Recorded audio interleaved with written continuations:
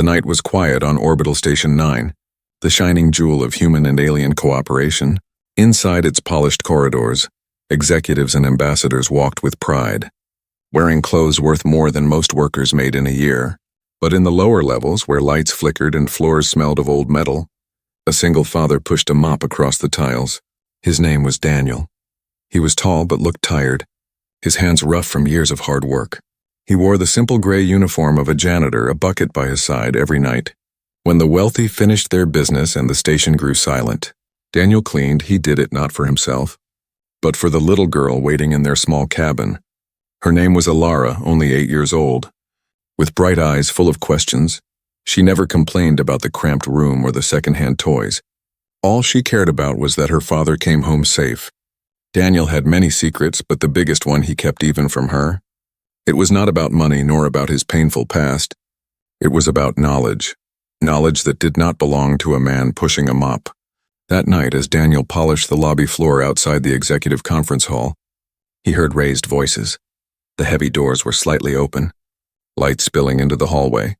Inside, a group of humans in sharp suits sat across from tall alien diplomats. Their silver skin glowing under the lights, the aliens spoke in low tones, their language sharp and flowing like water.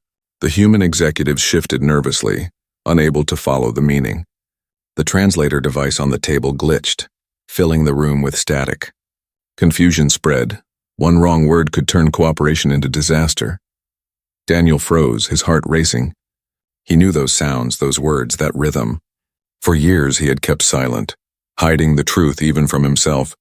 But now the words rose inside him like a flood, demanding to be spoken. Rishon Talvitra Kelun, he whispered under his breath.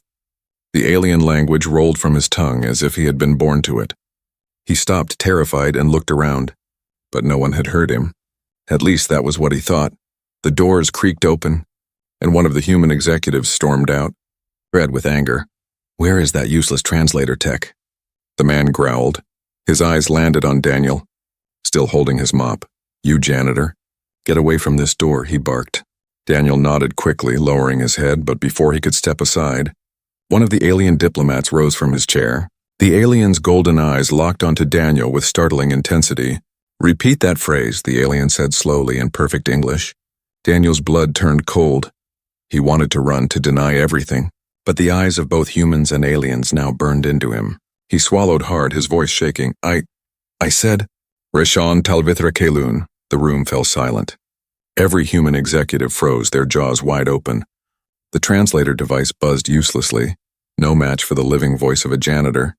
The alien's face softened, his head tilting in curiosity. "You speak our tongue," he said, his voice filled with disbelief. "Fluently?" Daniel's hands tightened around the mop handle. He shook his head. "It's nothing, just a few words I picked up," he lied. But the way the alien's eyes glowed told him the lie had failed. The humans were no better, whispering to one another in panic. A janitor knowing an alien sacred language was impossible, and yet here it was, unfolding in front of their eyes. "Bring him in," the alien said calmly. The human executive stammered, He's just a cleaner." The alien's gaze hardened. "No, he is not." Daniel felt his chest tighten, his mind screaming at him to stay quiet, to stay invisible. But his daughter's face flashed before his eyes. If he refused, suspicion would grow. If he agreed, his life would never be the same again. He stepped forward, every sound in the room echoing too loudly in his ears. The mop dripped water on the floor, each drop like a drumbeat. The humans stared at him in anger, the aliens in wonder. He stood at the center of the room, a janitor surrounded by leaders. For the first time he spoke not as a servant, but as a bridge between worlds, and in that moment, as his words left his mouth and the aliens leaned closer to listen, Daniel knew one thing. The secret he had hidden for years was no longer his to protect. It belonged to the universe now. The next morning, Orbital Station 9 was buzzing with rumors. From the shining upper levels to the noisy maintenance decks, everyone had heard the same unbelievable story. The janitor, the man with a mop, had spoken the alien tongue in front of the executives. Some laughed, thinking it was a joke. Others whispered it with wide eyes as if a legend had been born overnight. Daniel kept his head down as he walked the corridors. He tried to look invisible as he always had, but this time it was impossible. Workers stopped mopping to glance at him. Engineers paused with tools in hand. Security guards tilted their heads as he passed. Whispers followed him like shadows. "That's him," someone whispered. "The janitor who speaks alien," another replied. "He must be a spy," a third voice said in suspicion. When Daniel returned to his small cabin, Alara ran to him, her eyes glowing with excitement. "Daddy, everyone at school was talking about you," she said.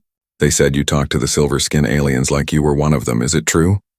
Daniel hesitated, lowering his eyes to hers. He wanted to protect her from the storm he knew was coming.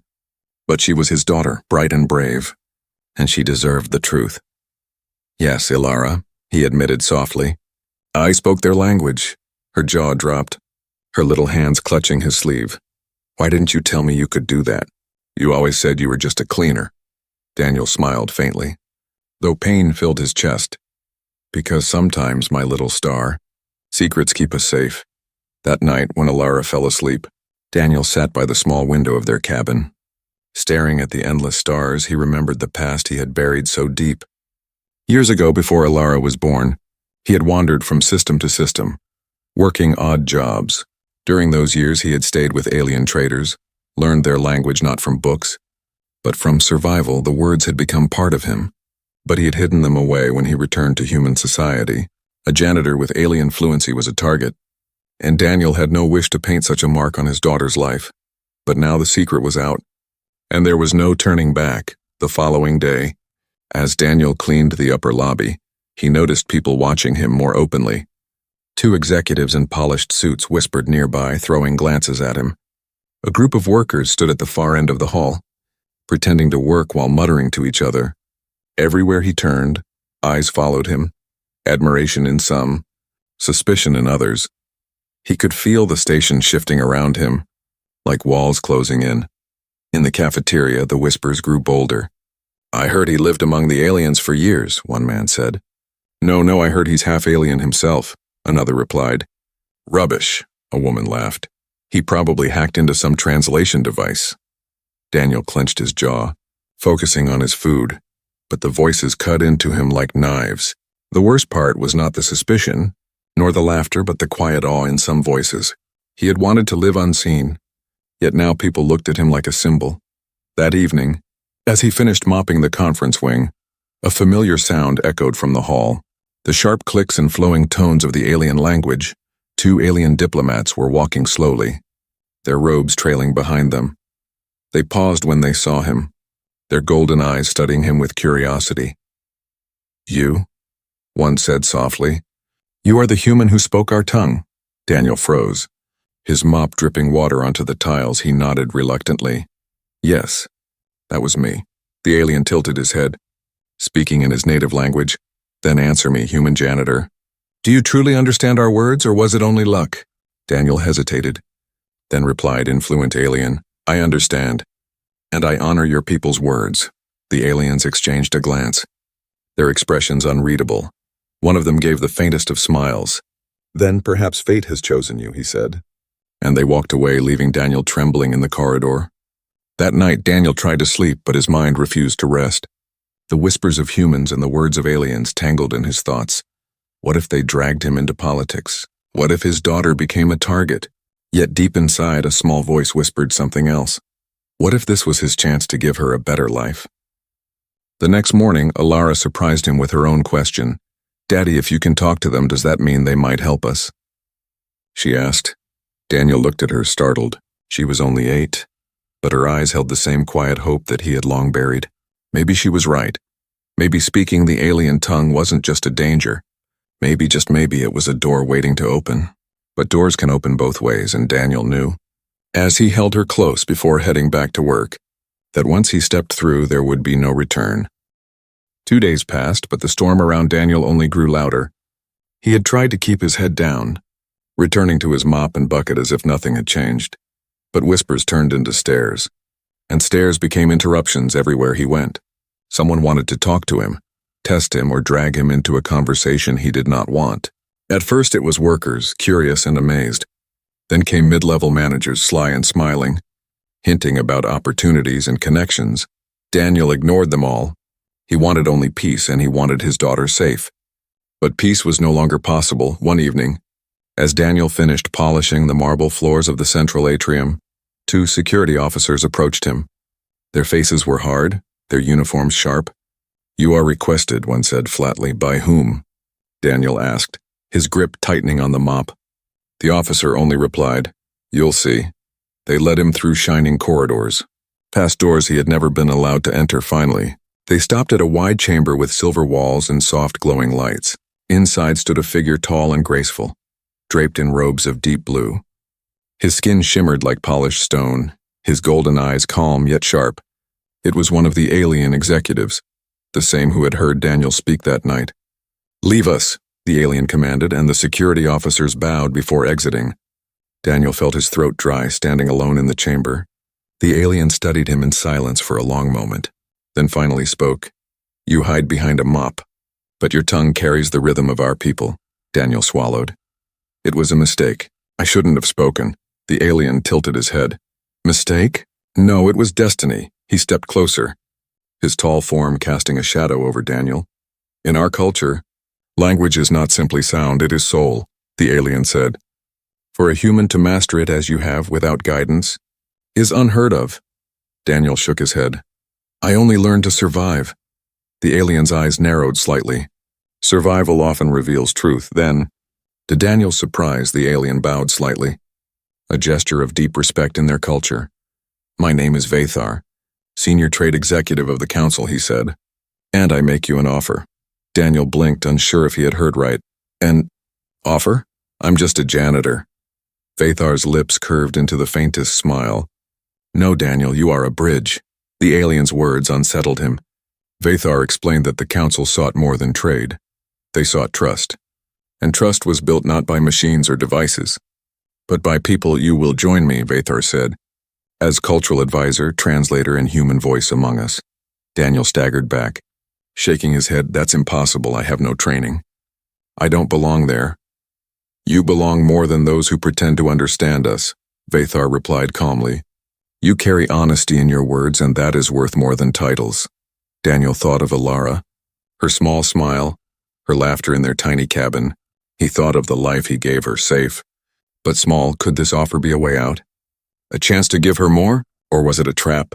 A chain that would pull them into danger? Vathar seemed to sense his hesitation. "Your gift is rare," he said softly, "but it will bring enemies even among your own kind." Daniel frowned. "So why ask me to step into that fire?" "Because the fire is coming regardless," Vathar answered. "Better to face it with purpose than to be consumed without meaning." The words echoed in Daniel's chest, stirring something he had long buried. A part of him wanted to say yes, to accept the path fate had opened. But another part screamed at him to protect Alara. "To stay in the shadows, I need time," Daniel said finally. Vathar nodded as if he had expected the answer. "Time you shall have, but not much," he said. "The council meets in 3 days, and your presence will be requested." With that, Vathar turned and left the chamber, leaving Daniel alone with his racing thoughts.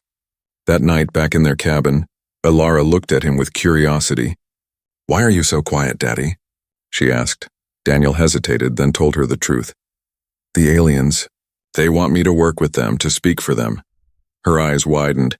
"That's amazing. You could help everyone." Daniel shook his head. "Or I could make us a target." Alara placed her small hand on his, her voice steady. "You always tell me to be brave, Daddy. Maybe this is your time to be brave too." Her words struck deeper than any speech Vathar could have given. She believed in him, not as a janitor, not as a failure, but as her father. And in her eyes he saw not fear, but hope. Daniel lay awake long into the night, staring at the ceiling, his heart torn between the safety of silence and the danger of destiny. But deep inside he knew the truth. Silence would no longer protect them. The universe had knocked on his door, and sooner or later, he would have to answer. The whispers did not die down, they only grew louder. Every corridor of Orbital Station 9 carried Daniel's name, sometimes spoken with awe, sometimes with bitterness. What had once been a quiet life of mopping floors now became a storm he could not escape. At first, Daniel ignored it, but soon the stares sharpened, turning from curiosity to envy. Workers who once nodded to him now muttered behind his back. Supervisors who had barely noticed him before suddenly looked at him with narrowed eyes. They were not pleased that a janitor, a man beneath their rank, had gained the attention of alien executives, it began with small things one morning. His access code to the supply closet mysteriously failed, leaving him stranded until security reset it. The next evening, his mop and tools were missing, found later tossed in a recycling bin. Daniel said nothing, but he understood the message. Someone wanted him humiliated, reminded of his place. Even Ilara began to notice. "Daddy, why do people look at you like that?" she asked one night, her eyes wide. Daniel forced a smile, patting her hair. "Because sometimes people don't like change, little star. They get afraid when things are different, but inside, he knew it was not fear alone. It was jealousy, sharp and dangerous." The tension reached its peak when Daniel was called unexpectedly to a mid-level manager's office. The man, Mr. Haldren, had a cold smile that never reached his eyes. "So, Mr. Janitor," Haldren said, his tone dripping with sarcasm, "I hear you've become quite the celebrity." Daniel kept his voice calm. "I never asked for that. But you enjoy it, don't you?" Haldren pressed, leaning forward. "You enjoy the attention, the whispers, the way even the aliens bow their heads when you speak." Daniel shook his head. "I only did what was necessary." Haldren's smile faded, replaced by a hard glare. "Men like me studied for years, trained in politics and diplomacy, yet you, nothing more than a cleaner, step into our halls and steal the spotlight." The words were heavy, poisoned with envy. Daniel realized then that Haldren was not the only one who felt this way. He was simply the first to say it aloud. Later that week, Daniel was summoned again, this time to prove his abilities. In the grand meeting chamber, several humans gathered. With Vathar, the alien executive, seated calmly at one end, Haldren stood proudly, announcing, "If this man truly speaks their language, let him show us." It was a trap, Daniel knew, but he could not refuse. An alien diplomat spoke a complex phrase. Filled with cultural metaphors and layered meanings, Daniel listened carefully, his heart pounding. Then, with steady voice, he translated not only the words but the intent, the respect hidden beneath the alien tones. The chamber fell silent, and for a brief moment, awe replaced doubt. But Haldren was quick to sneer. "Anyone can memorize a few lines. Prove it again." More phrases followed, sharper, harder. Ancient sayings known only to those who lived among the aliens. Daniel answered each, his voice calm but firm. Finally, one alien rose and bowed to him, a gesture that silenced even Haldren. "This human speaks truth," the alien declared. "He honors our words better than your machines." The humans shifted uncomfortably, some scowling, others pale. Daniel felt their resentment wrapping tighter around him like chains. Vathar, however, simply gave him a small nod, his golden eyes gleaming with quiet approval. That evening, Daniel returned home weary. Ilara greeted him with a drawing she had made at school, a picture of him standing tall between humans and aliens. Her simple smile washed away the bitterness of the day. But only for a moment. He knew the shadows of jealousy were growing, and they would not stop at stolen tools or failed codes. They would strike harder, sharper, until he broke, or until he proved them wrong once and for all. The next morning confirmed his fears as he walked through the station halls. Two men whispered loudly enough for him to hear. "He should have stayed a janitor," one said with a bitter laugh. "Mark my words, he'll bring ruin on us all." Daniel tightened his grip on the mop handle, his heart heavy. He had wanted nothing more than to provide for his daughter, to live unseen. Now he stood in a spotlight brighter than he ever wished for, and jealousy, he knew, was more dangerous than ignorance. It could tear alliances apart, and it could destroy him if he was not careful. That night, as he tucked Ilara into bed, she whispered, "Daddy, are people mad at you?" Daniel kissed her forehead, answering softly, "Yes, but that's all right, because sometimes people are mad before they understand." But deep inside, he wondered if they ever would. The shadows of jealousy had taken root, and Daniel knew the storm was only beginning. The day of the Great Council meeting arrived. For weeks, rumors had spread across Orbital Station 9 about what would happen. Would the janitor be humiliated, or would he prove himself in front of the most powerful humans and aliens alive? Daniel felt the weight of every whisper pressing down on his shoulders as he buttoned the only clean shirt he owned. Ilara watched him nervously, clutching his sleeve. "Daddy, will you be okay?"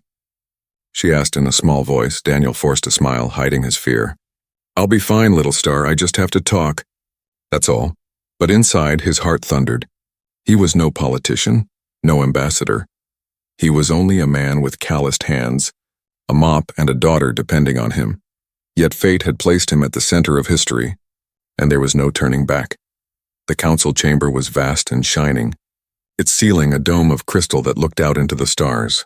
Rows of humans in sharp uniforms lined one side of the table, while the alien diplomats sat on the other, their silver skin reflecting the glow of the lights. At the head of the table stood Vathar, calm and dignified, his golden eyes steady as they found Daniel entering the chamber. Every human eye turned toward him, some filled with skepticism, others with quiet resentment. Whispers rippled through the chamber. "That's the janitor," one voice hissed. "He doesn't belong here," another muttered. Daniel walked to the center, his palms sweating, his throat dry. The human chairwoman banged a small gavel, her voice sharp. "This council begins now. We will discuss trade agreements with the alien delegation, and we will determine if this janitor is truly capable of serving as translator." The first alien diplomat spoke, his language flowing like music. The translator device hummed, stuttered, and failed, producing broken words that carried insults instead of respect. Gasps filled the chamber. The humans stiffened, and the chairwoman's face flushed with anger. Daniel stepped forward, raising his voice. "The honored guest says that trade is not only about goods, but about trust," he translated smoothly. "He says he hopes this council remembers that respect is more valuable than credits." The alien nodded approvingly. While the humans shifted uncomfortably, another alien diplomat spoke, her words sharp and layered with meaning. The machine twisted them into nonsense, suggesting threats instead of friendship. Daniel listened carefully, then bowed slightly before speaking. "She says that when her people share language, they share heart. She warns that mistranslations can shatter peace, but truth can build bridges." Murmurs filled the room. The aliens watched him with growing respect, but the humans on the other side grew restless, their eyes narrowing with suspicion. One of them leaned close to the chairwoman. Whispering fiercely, Daniel ignored it, focusing only on the words before him. Then came the test he had feared. A human official named Haldren stood, his voice dripping with arrogance. "Ask him this," Haldren said to the alien diplomats. "Ask him about the oldest of your sayings, the one no outsider should know." The alien diplomat's eyes flashed, but he complied, speaking a phrase so ancient that even Daniel's heart skipped. It was a proverb he had learned long ago, spoken to him by an elder during his wandering years. Daniel closed his eyes, hearing the words not as sound, but as memory. Then he spoke, steady and true. "It means the river does not boast of its journey, yet it carries mountains to the sea." The chamber fell silent. The alien diplomat rose slowly, bowing deeply toward Daniel. "You honor us," he said in perfect English. "You understand not only our tongue, but our soul." The aliens murmured their agreement, their eyes filled with approval. But the humans bristled, some glaring openly, others whispering in disbelief. Haldren's face twisted in anger, his plan to humiliate Daniel crumbling before him. The chairwoman tapped her gavel sharply, though her eyes betrayed unease. "It seems this janitor passes the test," she said coldly. "Though I do not approve of this circus," Vathar rose, his tall frame casting a shadow across the table. "This man is no circus act," he said firmly. "He is a bridge, one your world should be grateful to have." Daniel stood frozen, his chest heavy with the weight of their words. He had passed the test, yet he could feel the cold fury of human officials like daggers aimed at his back. Ilara's face flashed in his mind, her smile, her hope, her trust. He had proven himself, but at what cost? As the council adjourned, the aliens bowed to him once more before leaving. The humans, however, avoided his gaze, their whispers sharper than ever. Daniel walked out of the chamber, his legs heavy, his heart torn. He had shown his worth, but in doing so, he had made enemies powerful enough to crush him. That night, as he returned to his small cabin, Ilara ran into his arms. "Did you do it, Daddy?" "Did they listen?" she asked, her eyes wide with excitement. Daniel hugged her tightly, whispering, "Yes, little star." They listened, but as he held her close, he knew the shadows had grown longer and the true test was still to come. The council chamber had gone quiet after Daniel's success, but silence did not mean safety. In fact, the days that followed were darker than before. The aliens looked at him with respect, but many humans looked at him as if he had stolen something that never belonged to him. Whispers turned into accusations, and accusations began to twist into threats. It started small. His cabin door was scratched with angry words: "Traitor," "Liar," "Spy." He found his mop broken in the closet, snapped in two as if to remind him he would never escape being just a janitor. Ilara noticed the tension, her young eyes watching her father closely. "Daddy, why are people so angry?" she asked. Daniel sat with her, holding her small hands. "Because truth is heavy, little star. Some people would rather break it than carry it." The truth was now impossible to hide. Word spread that Daniel had once lived among aliens during his wandering years. Rumors twisted the story. Some said he had betrayed humans and joined the aliens. Others said he had been trained by them to spy.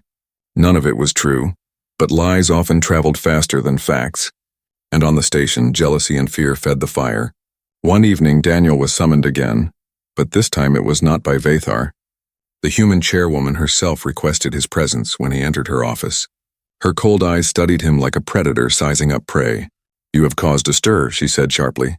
"Aliens bow to you, humans distrust you, and you walk around this station as if you belong here."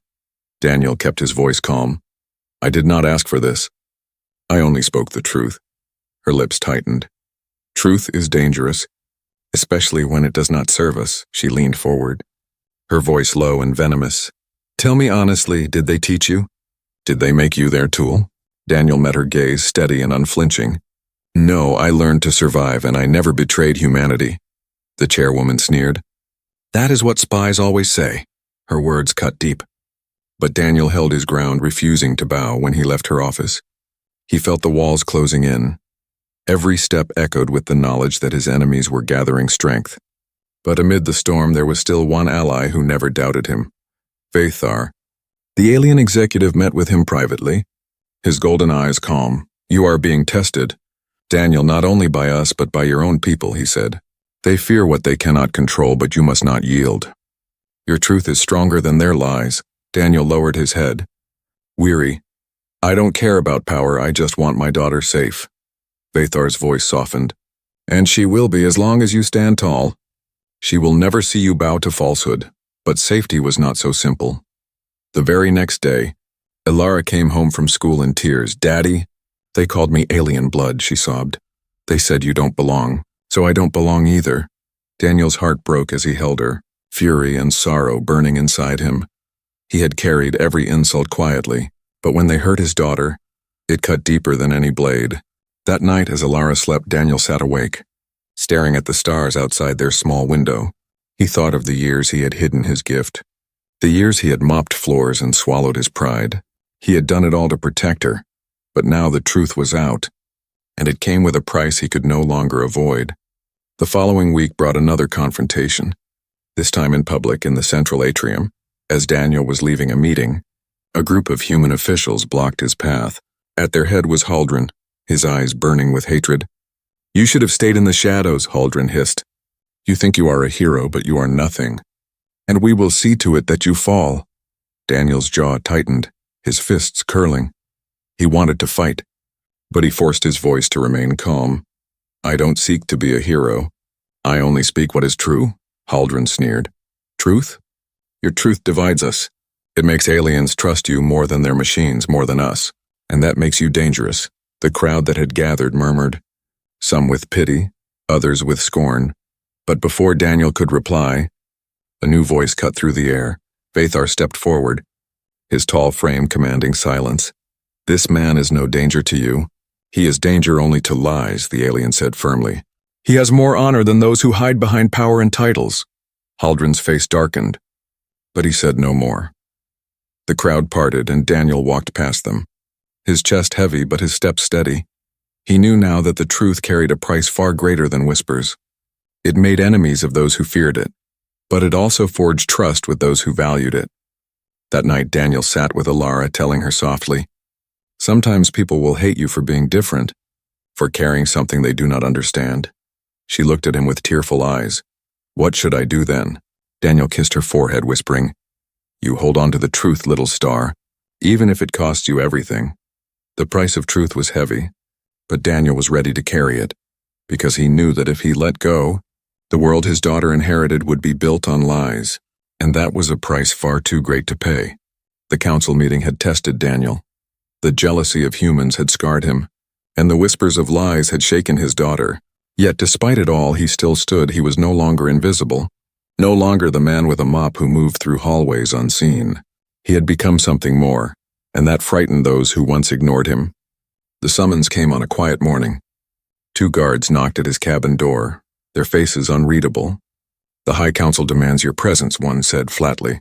Ilara clung to his sleeve, her eyes wide with fear. "Daddy, are they going to take you away?" she whispered. Daniel bent down, kissed her forehead, and forced a calm smile. "No, little star.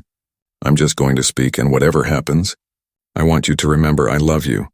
The council chamber was filled to its limit. Executives, ambassadors, guards, and even ordinary workers crowded the galleries.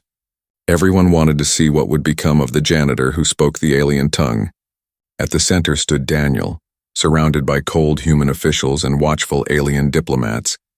The chairwoman's voice rang out sharp and unforgiving. "Daniel, you stand accused of overstepping your place, of sowing distrust among humans, and of binding yourself too closely to the aliens." Gasps rippled through the crowd. It was no longer whispers, it was an open trial. Daniel raised his head, his voice steady. "I did not seek power, I did not seek attention. I only spoke the truth when others could not." The humans scowled, muttering among themselves, but before they could press further, Vathar rose, his tall frame towering, his golden eyes blazing with quiet authority. "This human is no traitor," Vathar declared, his voice echoing through the chamber. "He is a bridge of worlds. He has carried our words with respect. When your machines and your politics failed," the aliens nodded in agreement. Their silver faces solemn, one diplomat added, "If you reject him, you reject us." The chamber grew tense, the humans shifting uneasily. To deny Daniel now would mean insulting their alien allies, and that was something they could not afford. But Haldren was not finished. He stepped forward, his voice dripping with venom. "He is dangerous. He undermines human authority. He does not belong among us." Daniel turned to face him, his voice calm but firm. "I belong where truth is needed. I belong where words can build peace instead of walls," the crowd murmured, some with awe, others with doubt. Then, from the gallery above, a small voice broke the tension. "Daddy belongs here." It was Ilara, standing bravely among the onlookers, her little voice ringing louder than she knew. She held up the drawing she had made, the one of Daniel standing between humans and aliens, a bridge between 2 worlds. Gasps spread through the crowd, and for the first time, the sharp edge of the chamber softened. The chairwoman's gavel struck, silencing the room. She looked at Daniel with a mixture of anger and resignation. "Very well," she said, her voice cold but trembling. "This council cannot deny what has been shown. Daniel will serve as official cultural ambassador between humans and aliens." The words struck like thunder. Applause erupted from the galleries, cheers from those who admired him, silence from those who hated him. Vathar bowed his head in deep respect. "You are no longer a janitor, Daniel. You are the bridge of worlds," he said. Daniel stood frozen, his heart pounding. He thought of the years spent mopping floors, of the nights whispering bedtime stories to Ilara, of the secrets he had buried to survive. Now he was something else, something greater. Not for himself, but for her. Ilara ran to him, hugging him tightly, her little voice muffled against his chest. "I told you, Daddy. You were meant for more." Daniel held her close, his eyes wet. In that moment he knew the truth. It was not power that had brought him here, nor ambition. It was love. A father's love that had carried him through every trial, every lie, every whisper. And now that same love had made him a legend. From that day forward, the name Daniel was spoken not as a whisper of rumor, but as a symbol, the janitor who became the bridge, the father who stood against envy and fear, the man who proved that even the lowest could rise higher than the stars. His story spread far beyond the station, carried across colonies and worlds, and wherever it was told, people remembered not the politics, not the jealousy, but the simple truth: a single father once mopping floors had changed history with nothing but courage, honesty, and the heart of a parent.